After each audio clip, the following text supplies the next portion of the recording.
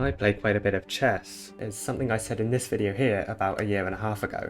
You see, I developed a website called chess.wintrcat.uk where game reviews for all of your chess games are completely free. I posted that video thinking nothing would happen, and then it got a million views. But soon after that I just stopped making updates. But the reason? Because most people don't even know that I spent 9 months rebuilding everything from the ground up. So we've now released WintrChess.com. The UI is a lot better and actually works on a phone for once. Brilliant moves aren't as buggy anymore. You can actually change the analysis settings. But the best part? Make as many variations as you want and have both an engine and a real-time classifier remind you of your own intelligence. Maybe if you're bored at like Hikaru's, you'd play better, so now you can change the colours as well. By the way, all of our updates will go to this news page, so you know what's happening. Literally every system has been rewritten, so go have a look at WintrChess.com. But how did all of this happen? No one really knows this, but it didn't even start as a website. 2 years ago it was just a thing I made with Pygame. It wasn't even public, I just coded it for myself because I was annoyed with my one game review.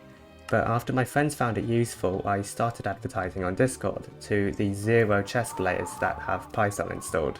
So for almost a whole year I forgot about the project, until I realised that if people were able to use my app, they might actually use it. So while thinking of ideas for my recently started channel, I started work on a website version. That process is pretty much this video.